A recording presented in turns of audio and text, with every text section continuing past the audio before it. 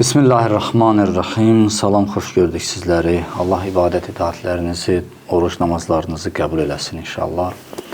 Allah Teala Ramazanın feyzini, qədr gecələrinin feyzini hamımıza nəsib eləsin. Amin. Allah Teala bizi Quran və Əhl-i Beytlə yaşatsın, Quran və Əhl-i Beytlə də dünyadan aparsın. Allah aqibətimizi xeyirli qərar versin inşallah. Allah, selamun aleyküm və rəhmətullah. Selamun aleyküm və rəhmətullah. Xoş gördük sizi.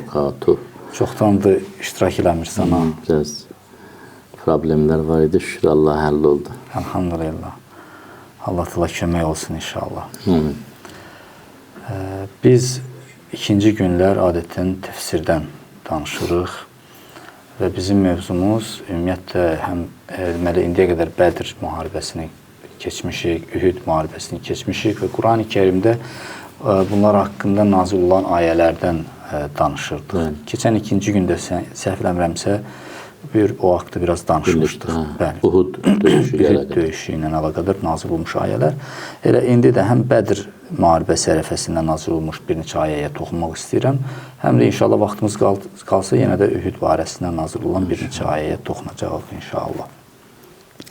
Mən elə Ənfal surəsinin 43-44-cü ayələri istəyirəm oxuyum, tərcümə eləyim icazənizlə.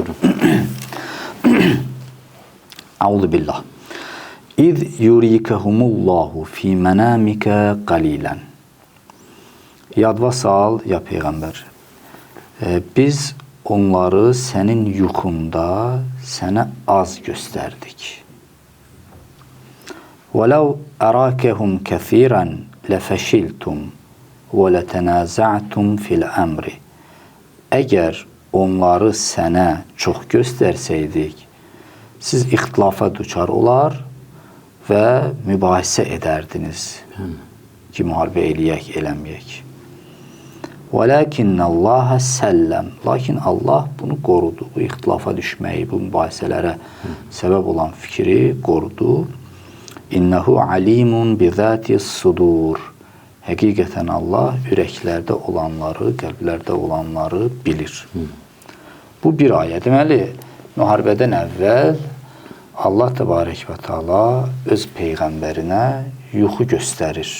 Bədirdən əvvəl yuxu göstərir ki, onlar sizin üstünüzə gəlirlər müharibəyə və onların sayı azdır. Həzrət Peyğəmbər yuxuda da az görür onların sayını. Və təbii ki, Həzrət Peyğəmbər gəlir bu yuxunu danışır öz ümmətinə. Və ümmət də belə qənaətə gəlir ki, bəli, Allah xəbər verir ki, onların sayı azdır və qorxuluq, yəni qorxacaq heç bir şey yoxdur, narahatçılıq da yoxdur. Ona görə nə ixtilafa düşürlər, nə də mübahisə edirlər, yekdilliklə vəhdət eləyib düşmənin üstünə gedirlər. Ayənin ardını oxuyurum. İndi bu Peyğəmbərin yuxusu ilə bağlı bir ayə. Peyğəmbərin yuxusu ümumiyyətlə Peyğəmbərlərin yuxusu həm də vəhidir. Yəni indi ağa izah eləyər o məsələni. Peyğəmbərlərin yuxusu vəhidir. Allah yuxu vasitəsilə vəhi göndərir Peyğəmbərinə. İnşallah onun nümrələrini Quran-ı Kərimdə ağa deyəcək. Digər ayəyə keçirəm. Buyurur: "Və iz yurikumuhum iz iltaqaytum fi a'yunikum qalilan." Deyir, siz görüşəndə iki dəstə. Görüşəndə müsəlman ordusu ilə kafir ordusu görüşəndə yadıva salın, biz onları sizin gözünüzdə azaltdıq. Yəni sizin gözünüzdə onların sayını az göstərdik. Və yuqallilukum fi a'yunihim. Sizi də onlara az göstərirdik. Sizin də yuqallilukum fi a'yunihim. Yəni onların gözündə biz sizi az göstərirdik. Nəyə görə? Liyaqdiyallahu əmran kana maf'ula. O olacaq işi, olmalı olan işi Allah Teala həyata keçirmək istəyir. Və ilallahi turca'ul umur. Bütün bu işlər hamısı Allaha qayıdır. Yəni Allahın feilləridir, Allahın işləridir, Allahın hökmüdür ki, həyatı keçir. Yaxşı, bu isə Həzrəti Peyğəmbərin yuxusu ilə bağlılığı yoxdur. Bunu iki dəstə görüşəndə Allah Taala kafir qoşununun sayını müsəlmanların gözünə az göstərir. Müsəlmanlar onları görəndə görürlər ki, dəstə azdır. Müsəlmanların da sayını onların gözündə az göstərir. Onlar da baxanda görürlər ki, çox azdır müsəlmanların sayı. Baxmayaraq ki, elə müsəlmanların sayı 313 nəfər idi, az idi. Amma belə çıxır ki, Allah Taala daha çox az göstərir. Yəni, lap azaldı sayı. Məqsəddir ki, Allah o olmalı olan işi, Allahın ki, təqdiri var, həyata keçirmək istədiyi bir iş var, onu həyata keçirmək istəyir. Ki, o da müsəlmanların qələbəsi, kafirləri, xüsusilə şirkin böyüklərini cəhənnəmə vasil etmək istəyirdi. Sonra buyurur ki, bütün bu işlər Allaha qayıdır. İnşallah, indi bunun fonunda mən bəzi suallar verəcəyəm. İnşallah sizi dinləyək sonra. Bismillahirrahmanirrahim. Bu ayə Bədir döyüşü ilə əlaqədardır. Bədir döyüşü ilə əlaqədar olan ayədə həm yuxu faktorunu Allah önə çəkir, həm psixoloji amilləri. Yuxu faktoruna deyir ki, sənin yuxunda onları az göstərdim. Psixoloji amillər də odur ki, deyir ki, bu artıq yuxu deyildi. Üzbəüz gələndə iki qoşun, sizi onlara, onları sizə az göstərdim. Niyə görə bu amillər lazım idi? Biz Bədir döyüşündən sonraki müharibələrdə bununla rastlaşmırıq. Hudda qeyrisində. Əsasən Bədirdə. Bədir döyüşü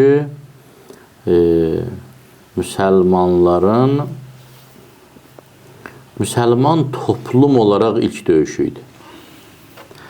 İslamı qəbul etmiş insanlar ola bilərdi ki, əvvəllər hansısa məsələyə görə döyüşmüş olsunlar. Məsələn, qəbilə naminə, tayfa naminə, ya şəxsi zəmində hansısa mübahisəyə görə bilirik ki, ərəb qəbilələri arasında xırda bir hadisəyə görə uzun-uzadıq müharibələr olurdu. Məsələn, bu qəbilədə olan bir heyvan keçdi o bir qəbilədə olan birinin tarlasına. O dərhal vurub öldürürdü, o gələrdi bu heyvanı öldürəni öldürürdü, bu gedirdi onlardan birini öldürürdü. Bəzən biz görürük ki, bir əsrdən çox müharibə olurdu iki qəbilə arasında, özündən namərd müharibə olurdu. Kim harada kimi görsəydi öldürürdü. Bəli. Və nə acı ki, Resulullah sallallahu aleyhi və aleyhin ömrünün sonlarına bir neçə gün qalmış. Biz tarixdə oxuyuruq. Övs və Xəzrəz qəbiləsinin iki cahil nümayəndəsi arasında məscidin içində ayaqqabı davası çıxdı. Ayaqqabılarını çıxartdılar, hücum edildilər bir-birlərinə. Əgər Resulullah araya girməsəydi, hadisə böyüyəcəkdi. Yəni o təəssübkeşlik, ərəb egosu hələ də var idi. Və Resulullah sallallahu aleyhi və dünyadan köçən kimi özünü bariz şəkildə göstərdi. Təbəqələşmə baş verdi İslam ümmətində. Məvaciblər fərqləndi. Ərəbə bir məvacib təyin olundu, əcəmə bir məvacib təyin olundu. Hətta bir çox tarix təhlilçilər Xürrəmlər hərəkatını məhz bu təbəqələşmə ilə əlaqələndirirlər ki, kəskin fərq qoyulurdu. Ərəblərdən arasında. Bəli, işğal olunmuş insanlar İslamı qəbul etsələr belə onlara ikinci dərəcəli müsəlman kimi baxırdılar, ikinci dərəcəli vətəndaş kimi baxırdılar. Bəziləri deyir ki, Babəkin də mübarizəsinin kökünü atəşpərəstlik, İslam söhbəti təşkil eləmirdi. Məhz bu hadisələr. Etiraz edirdilər. Bəli, sinifləşmə. İlk əqidə uğrunda döyüş, İslam uğrunda döyüş məhz Bədir döyüşü idi. Unutmaq olmaz ki, Bədir döyüşündə bir tərəf İslamı qəbul etmişlərin bəlkə də bir yarısının ağaları olan Əbu Cəhillər idi, Əbu Süfyanlar idi, Ütbələr idi, Üməyyələr idi və s. və ilə axır.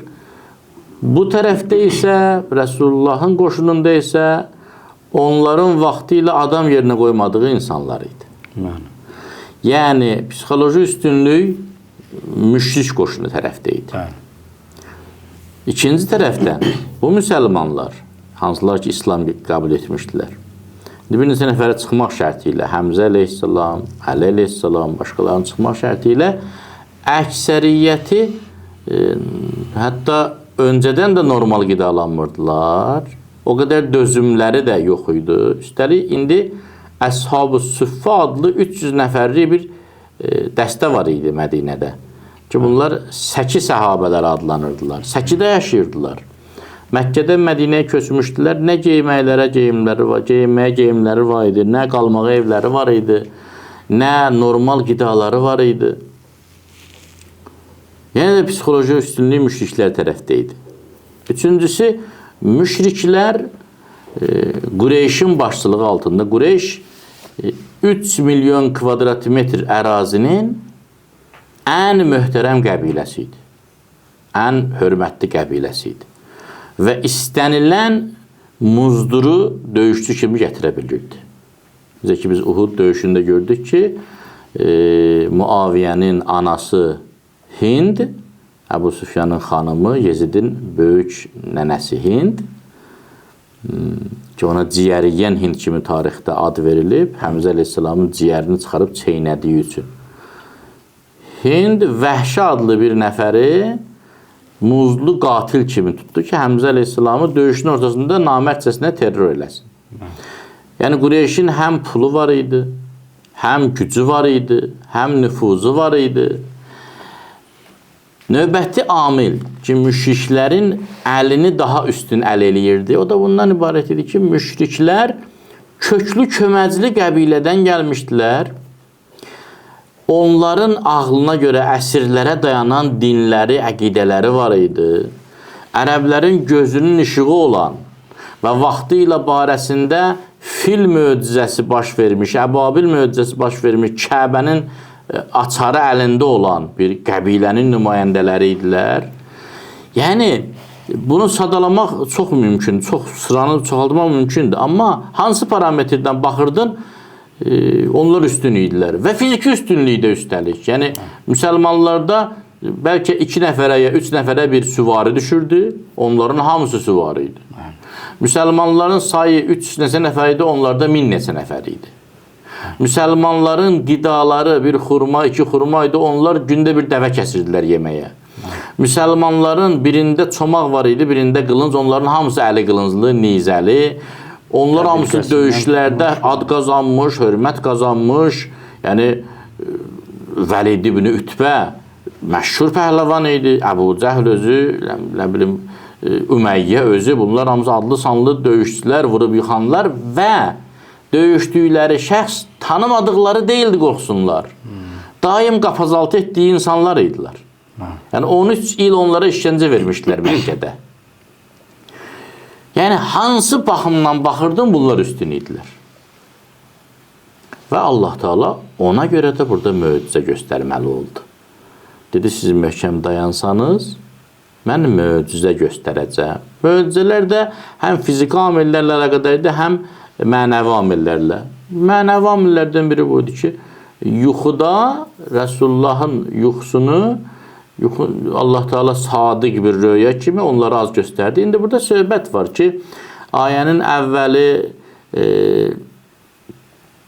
elə bir ikinci şəxsin təkinə aid olur. Ərəkə fi mənamikə.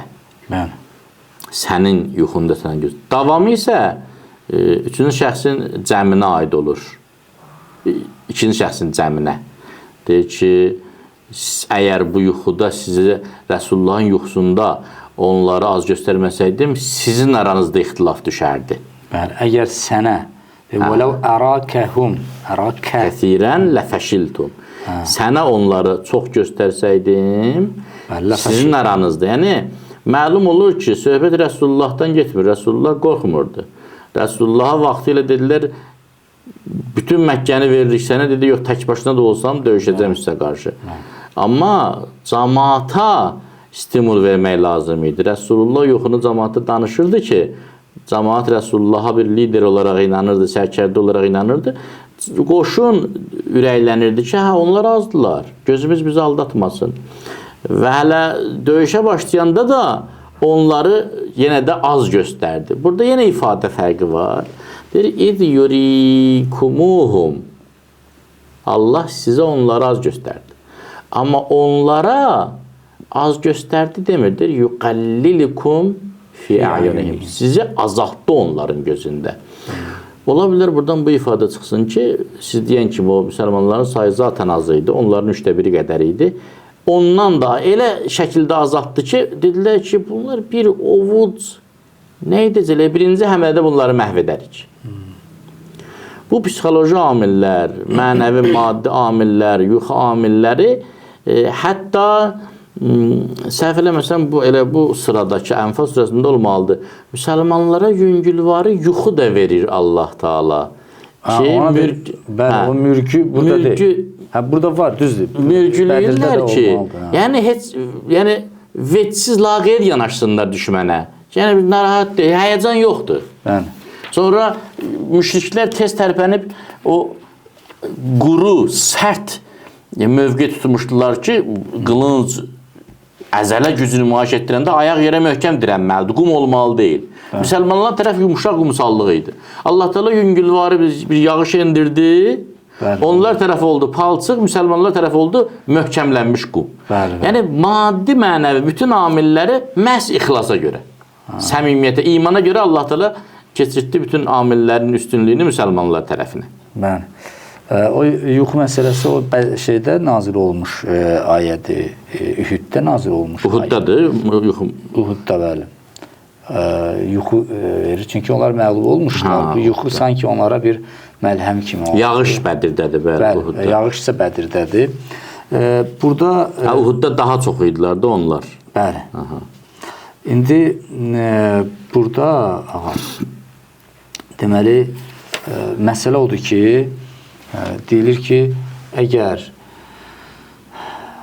kafirlərə çox göstərilsəydi sayı, onlar hazırlıq işi görərdilər, ciddi baxardılar, daha ciddi yanaşardılar. Çətinləşərdi müharibə. Müharibə çətinləşərdi.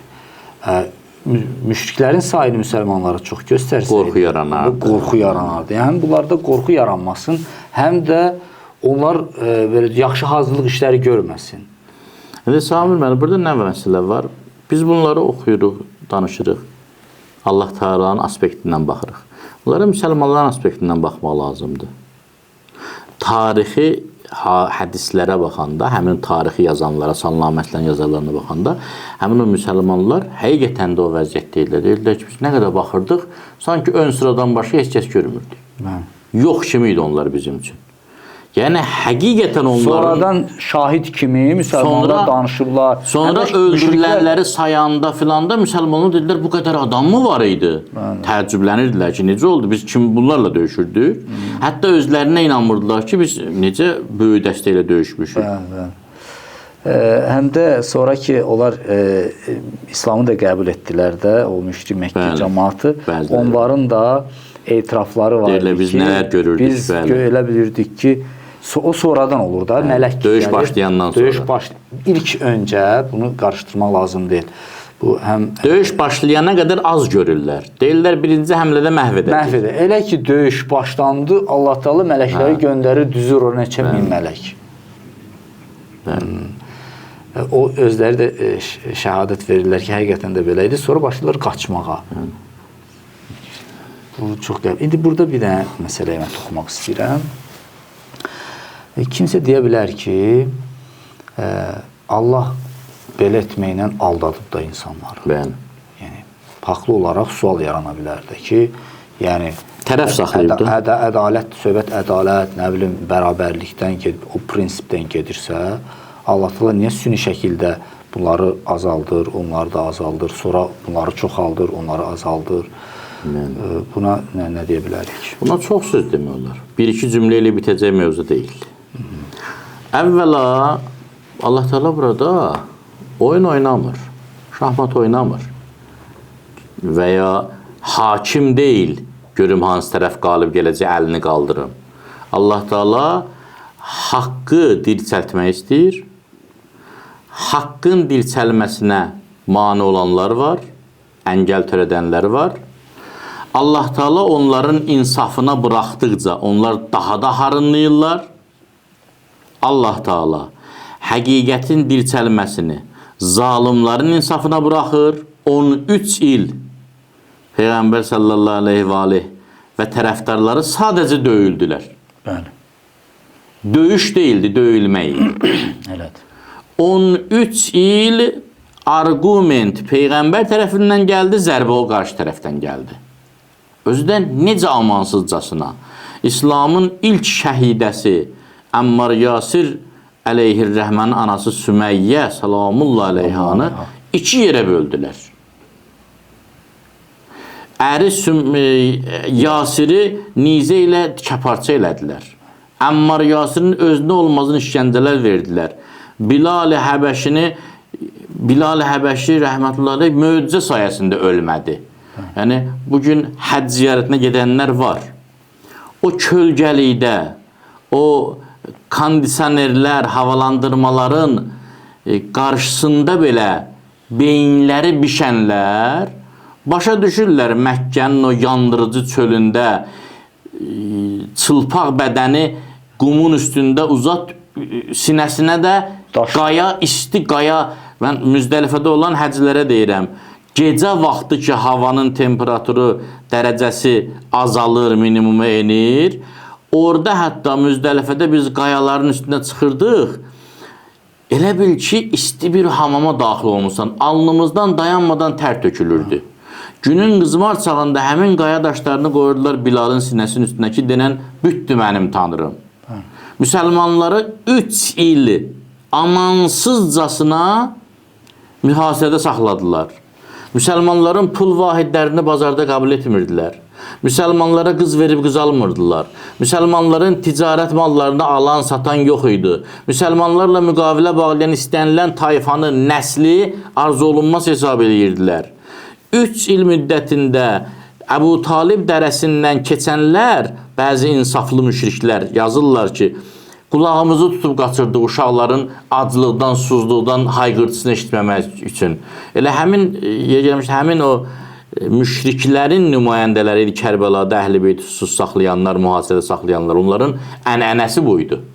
Onların davamçısı idi. Elə Həmzə əleyhissalamın ciyərini sökənlər idi Həzrət Hüseyin əleyhissalamın sinəsinin üstündə at çapanlar. Yəni, eyni tendensiya gedirdi. Bəzən biz bunlara fərdi amansızlıq, qəddarlıq kimi baxırıq, belə deyil. Bu bir təfəkkürdür, cərəyandır İslam tarixində. Siz baxın, Əbu Talib dərəsindəki hadisələrə, müsəlmanlara verilən olmazın işgəncələrə, Həmzə əleyhissalamın dikəparça olunmasına, sonra davamında İslamçıların daxilindəki münafiq bir qurumun hakimiyyətə gəlməsinə baxın, həmin Əməvilərin. Eyni tendensiya baş verirdi. Kəbəni daşqalaq edib yandırmaq, Hərrə vaqiəsində 3 gün Mədinənin canını, malını, namusunu qoşuna halil eləmək, səhabələrin qanı ilə Rəsulullahın məqbərəsinin ətrafından qan arxı düzəltmək, ondan sonra Kərbəla hadisəsində o cür amansız hərəkətlər. Yəni, sonralar Həccacı ibn Yusuf bu Əməvilərdən çıxdı. Hansı ki, Əməvilərin biraz nisbətən insaflısı Ömər ibn Əbdüləziz deyir ki, dünyanın bütün xalqları öz xəbislərinə gətirsinlər, biz də Həccacı ibn Yusufu gətirək. Həccacı ibn Yusuf tərəzisi ağır gələr. Tərəzinin bu gözü ağır gələr. Yəni, seyyidləri, Əhl-i-Beyt şiyələrini, müsəlmanları, Əlinin adını tutanları öldürməkdən həzz alırdı. Əli əleyhissalamın səhabəsi Kumeylin, qoca kişi idi Kumeyl, başını bədənindən ayırdı, Qəmbərin başını bədənindən ayırdı, neçə insanın dilini boyunun ardından çıxartdı. Bunlar həmin adamlar idilər ki, şəhid-i fəxrin cənazəsini yandırdılar, külə tökdülər, sümüklərini ağaclardan asdılar ibrət aləm olması üçün. Yəni, həmin cərəyan idi, gedirdi. Bu qədər amansızlıq eləmiş bir qurum, dəstə, indi Bədirdə lovğa-lovğa, şərab içərək, xanımlarla birlikdə, rəqs eləyənlərlə birlikdə, güclü silahlarla, ordu ilə gəlib ki, bunlar ki, Məkkədə qoymadıq, bunlar Allah desinlər, köçdülər Mədiniyə, Mədinədə bunları qırıb satıb məhv eləyək. Allah Teala sizcə nə eləməli idi? Mən ritorik sualı verirəm. Digər tərəfdən, Allah Teala həmişə insanı, bəndəsini tamamilə qarşı tərəfdə imtiyaz verib. Baxın, Allah rəhmət eləsin Seyyid İbn Tavusa, onun gözəl bir izahı var. Deyir ki, Quran deyir ki, iblis və onun qəbiləsi sizi hər tərəfdən görür, siz görmürsünüz. Bu bir. Yəni bir düşməndir, o məni görür, mən onu görmürəm. Özü tək də deyil. Onlar məni görürlər, mən onları görmürəm. Ayədir.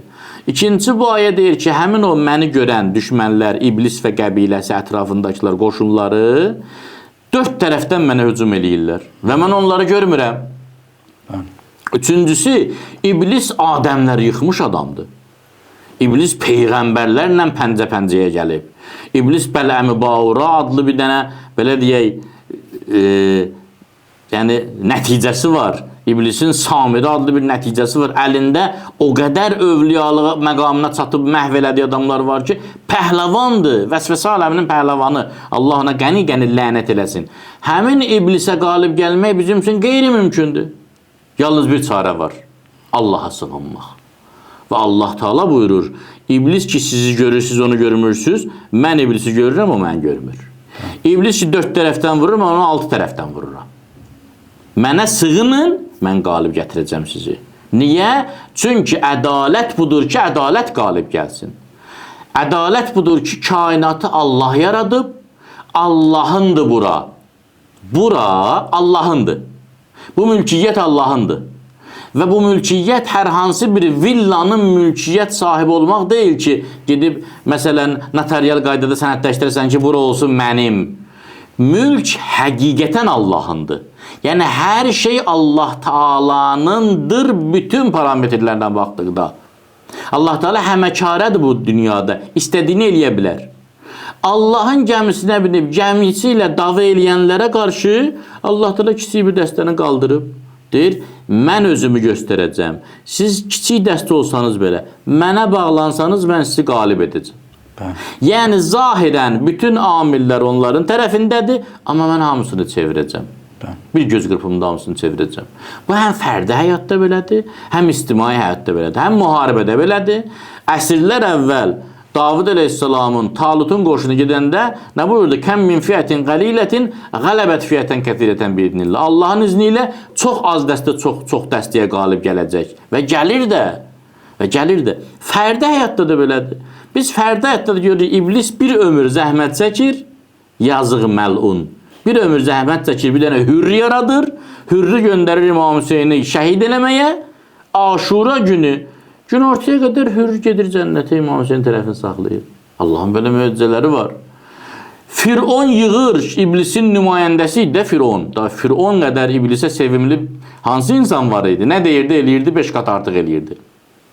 Firon yığır, dünyanın ən güclü cadugərlərini gətirir. Bunlar bir ömür arzuluyublar Fironun yanında olsunlar. Özdə yaxına gələn deyirlər, Fəbi'izzəti Fir'aun Nəhnul qalibun. Təxminə bu məzmunda bir ayədir. And olsun Fironun izzətinə biz qalib gələcək.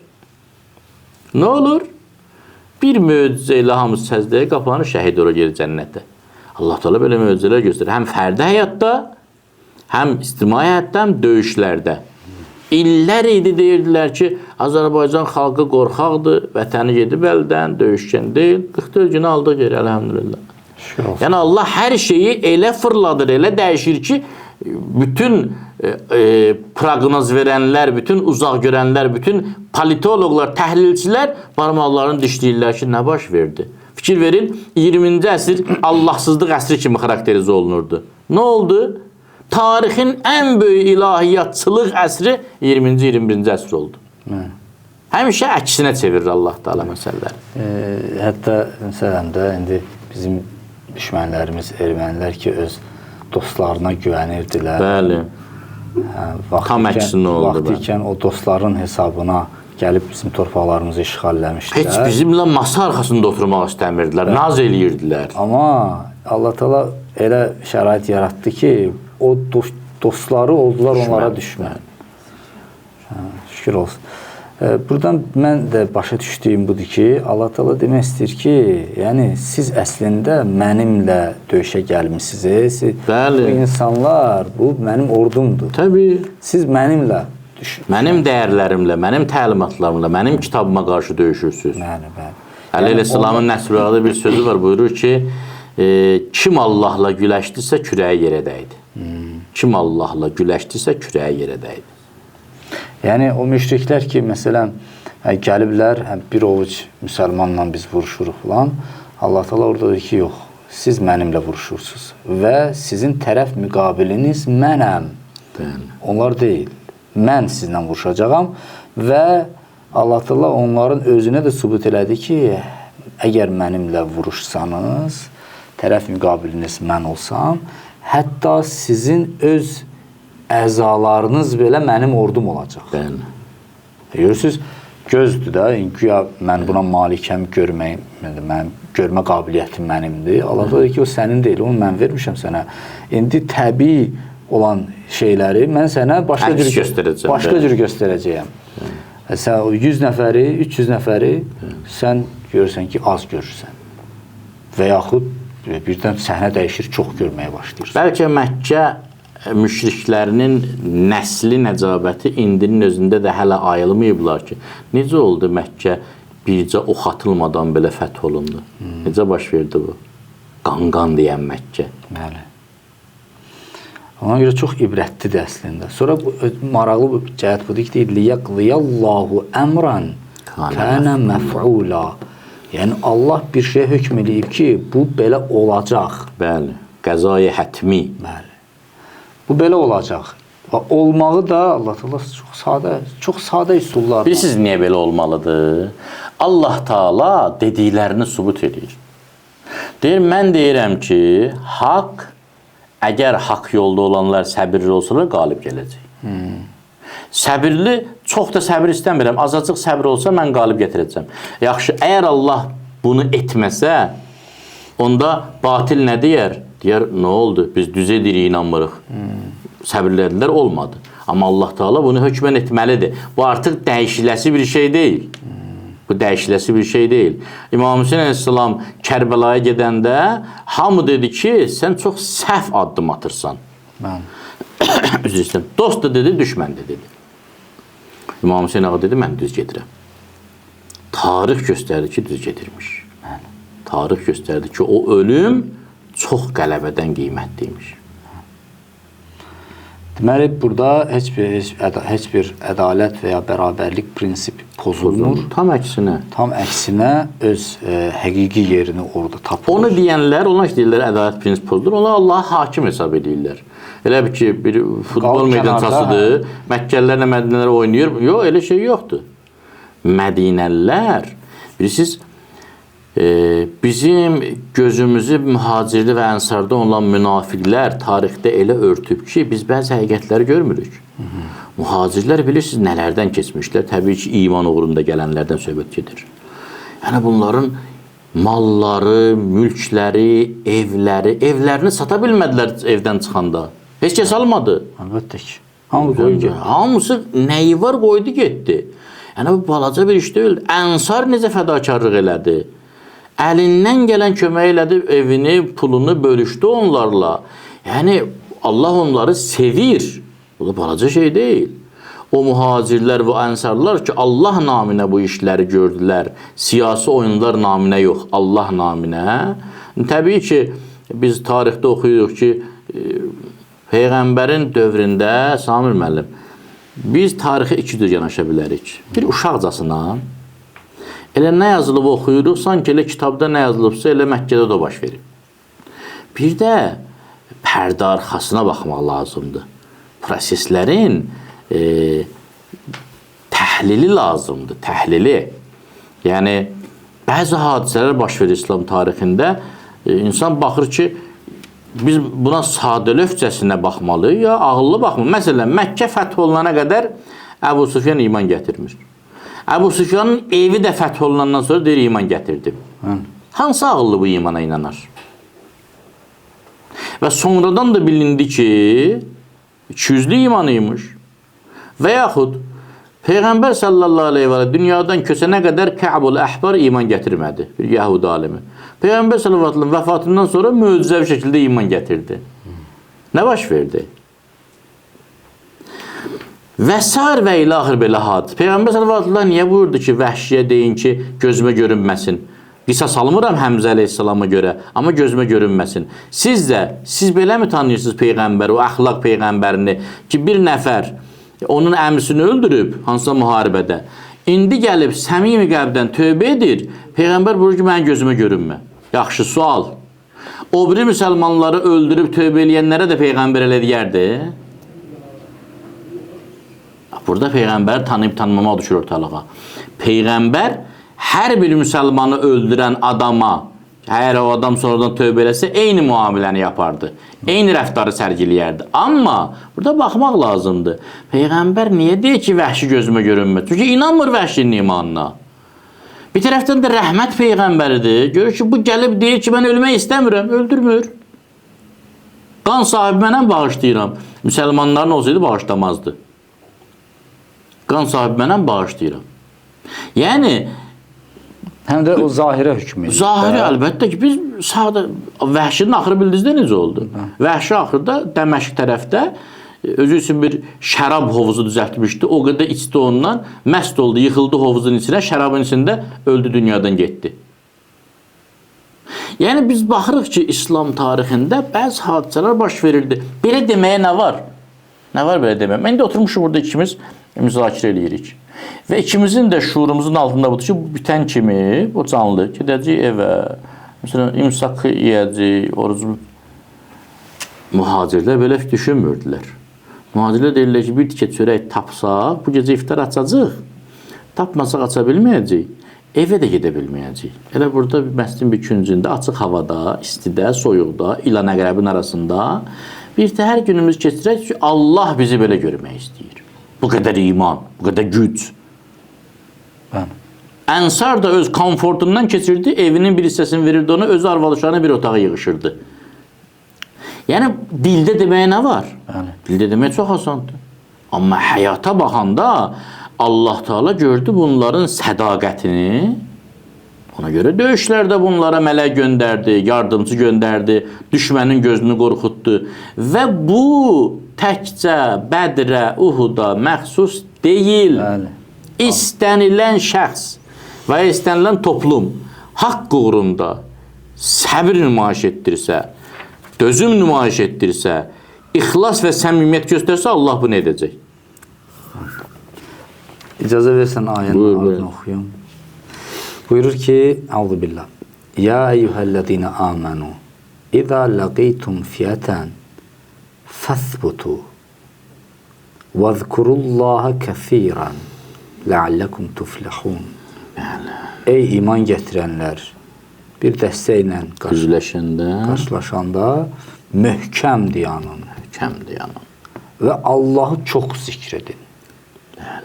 Bəlkə nicat tapdınız, uğur qazandınız. Yəni kefinizə görə möhkəm dayanmayın. Batil də möhkəm dayanır. Şeytan da möhkəm dayanıb. Şeytanın bizə işlətdiyi fəndləri biz ona işlədə bilsək, qalib gələrik. Şeytan bizdən gələn hər bir xeyrə, yəni onun nəzərində xeyrə, Allah bərəkət versin deyir. Şeytan deyir, mən bunu kafir eləyəcəm. Kafir eləyə bilməsəm, fasıq eləyəcəm. Fasıq eləyə bilməsəm, məsələn, məkruh eləyən eləyəcəm. Məkruh eləyən eləyə bilməsəm, tərk övlə eləyən eləyəcəm. Hər şeyi heç nə eləyə bilməsəm, məsələn, namazda əsnəməyəcəkdir, bu dəfə əsnədəcəm. Deyir, o da mənə xeyirdir. Kaş biz də mənəviyyatdan elə qazanc götürməyə çalışaq. Biz də elə möhkəm olaq. İblis biz ölənə qədər əl çəkmir. Möhkəmdir öz işində. Möhkəm dayanıb. İblisin Allaha təvəkkülü bizdən çoxdur. İblis deyir ki, mən vəsvəsə eləyirəm, Allah gəlir mənə tərəf. Amma bizim mübarizə aparanda belə fikirləşmirik. Deyir, yo, alınmayacaq bu dəfə.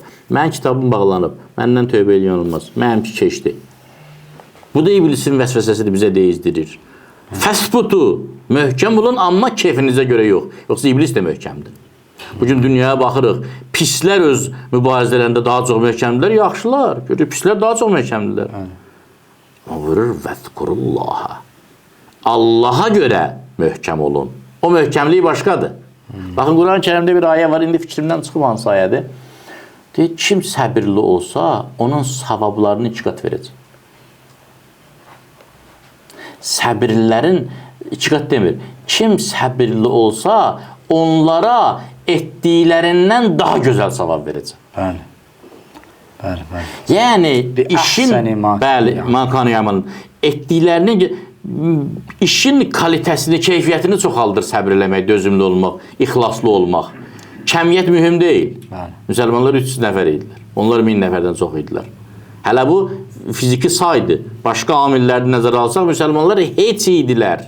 Yəni Məkkə müşrikləri o 1000 nəfər istənilən 1000 nəfərlik qoşunu darmadağın eləyərdilər. Bəli. İstənilən qoşunu. Amma orada necə idi? Təbii ki, biz bunlar danışırıq. Quranda ayə var, mən müşrikləri, Allah müşrikləri sizin də əlinizlə əzab verir möminlərin əli ilə. Bədirdə Əli əleyhissalam var idi. Bədirdə Həmzə əleyhissalam var idi. Bunlar digər döyüşçülər var. Bunlar doğrudan da ruh verirdilər. Rəsulullah var idi ki, o da gözəl idarə eləyirdi. Bunların döyüş təcrübəsi yox idi. İlk dəfədir bir yerə yığışıblar. Təsadüf adamlar da belə deyək. Və istəyirlər qoşun olduqlarını nümayiş etdirsinlər. Yəni gülünc idi bu. Allah Teala necə bunları möhkəmləndirdi. Amma şərt kəsdi. Qəbiləyə görə yox, təəssübkeşliyə görə yox. Və zkurullahə. Allaha görə möhkəm dayanın ki, və elə bilməyin ki, vəssalam bizə Allaha görə möhkəm dayandı. Ay Allah, tez ol sən. Yox, ləalləkum tuflihun. İnşallah ki, yaxşı olar. Yəni bu da 100% səbəb deyil ki, məndən dərhal nəticə istəyəsiz. İslam dini deyir ki, ölənə qədər mübarizədir. Ramazan ayında şükür Allaha oruç tutduq. İndi Ramazan ayı çıxsın, azadlıq başlayır. Yox, bu deyil İslam. Bu İslamın kiçik bir hissəsidir. Fəizə fərəqdə fənsəb. Ramazan ayı gəldi, Şəvval ayında möhkəm ol. Bu bir axardır, bir cərəyandır. Küfür necə cərəyan gəlir, şeytan necə sel gəlir. İnsan da, Allamə Təbatəvə rəhmətullah aleyhin bir gözəl söz vardır. Gördün ki, bəla sel kimi gəlir, sel kimi salavat göndər. Ki, bəlaya dözümün olsun, qalib gələsin. Və əti'ullaha və rasuləh. Bu ayəndə oxuyuram da, ühüd ayələrinə də qalsın. Və əti'ullaha və rasuləhu. Allaha və Rəsuluna itaət edin. Bəli. Və la tənazə'u. Qırmayın bir-birinizi. Aranızda mübahisələr etməyin. Münaqişəyə yol verməyin. Fəttəfşəlu. Əgər bir-birinizi qırsaz, əzələləriniz boşalacaq, qeyrət damarınız, birlik, vəhdət damarınız boşalacaq. Və təzhəbə rihukum. O görüntü ki var, şan-şökət ki var, cah-cəlal ki var müsəlman ordusunda, o gedəcək. Qarşı tərəf deyəcək ki, bunlar qırırlar bir-birinə. Nə var ki, bunları məhv eləməyə? Əslində, Bədirdən sonra elə bir əfsanələşdi də İslam ordusu ki, hər yerə yayıldı ki, 300 nəfər gediblər, 1000 nəfəri darmadağın ediblər. Özdəki bunların təchizatı hara? Onların təchizatı hara? 2-3 nəfərdən çox müşriki öldürüblər, nəticəsini əsir alıblar. Təpədən dırnağa kimi. Bizdə kimləri? Silahlanıblar filan. Bir əfsanələşdi və dillər əzbəri oldu. Və insanların, hətta müşriklərin də beynində belə bir təfəkkür yarandı ki, bunlar məğlub edilməzdilər. Yəni, Allah bir şövkət verdi də. Rihukum. Rih küləyə deyir. Yəni, bunların havalı oldular. Havalı bir qoşun oldular. Bir atsan verdi, şan-şöhrət verdi.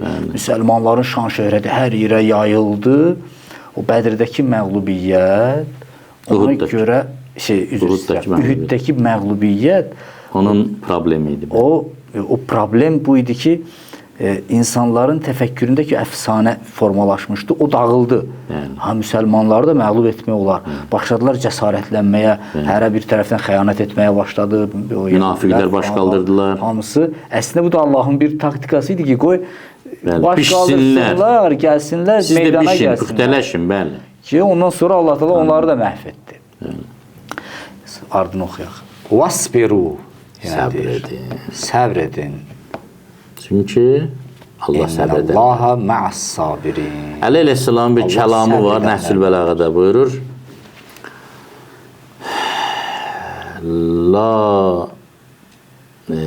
ya'dimus saburuz zəfər və in talə bihiz zaman. Səbur, çox səbr edən qələbəni əldən verməyəcək, hərçənd ki gec olsa da. Məğlub olması mümkün deyil. Məğlub olması yox, qələbəni əldən verməyəcək. Bəli, bəli. Mümkün deyil qələbə çalmasın. Məğlub olması mümkün deyil, yəni qələbə çalmaya da bilər, amma qələbə çalmaması mümkün deyil. Amma biraz zaman apara bilər, ola bilər. Səbrin, baxırız, səbrin hansı mərhələlərində bu imtihanı verəcək ki, Allah təala nəticəni versin. Biz səbirsiz olsaq nə qazanacaq dünyada? Heç nə. Baxaq da, səbirsizlər hörmət mi qazanıblar? Uğur mu qazanıblar? Dünya mı qazanıblar? Axirət mi qazanıblar? Çətindir ha, səbirli olmaq. Çox çətindir. Amma ağıl, məntiq, səbirsizlik ləzzət edir adama. Qışqırırsan, bağırırsan, dağıdırsan, götürüb bir sigaret çəkirsən, bir su içirsən, nə olub? Kişi əsəbləşir. Sümmə mazam. Səsküydən başqa nə var ortalıqda? Amma səbirli adamlar, İnnəllaha məs-sabirin, Allah səbirlilərlədir. La ya'dimus saburuz zəfər, səbirli zəfəri əldən buraxmaz. Səbirliyə əməlinin ən çox savabı verilir. Əs-səbru miftahul zəfər, səbir qələbənin açarıdır. Və sair və ilaxır, və sair və ilaxır. Və yuvəffəs sabirunə bi qeyri hisab, Allah buyurur, səbr edənlərə haqq hesabsız savab verəcəm ki, müfəssirlər deyir, burada iki anlam ola bilər. Ya haqq hesab çəkməyəcəm onlardan, ya da ki, o qədər savab verəcəm, sahib qurtarma olmayacaq. Səbirlə bu qədər şey qazanmaq olur. Və səbirsizliklə heç nə. Çox gözəl, Ağacan. Çox belə ləzzət, zövq aldım. Allah köməyimiz olsun. Mən də zövq aldım. İnanıram ki, dəyərli izləyicilər də inşallah zövq alıblar. Burada mən elə birinci hissəni bitirmək istəyirəm. İnşallah bundan sonra soru-sual bölməsində davam edərik Allahın izni ilə. Çox sağ olun bizə. Sağ olun, Allah var. Allah razı olsun inşallah.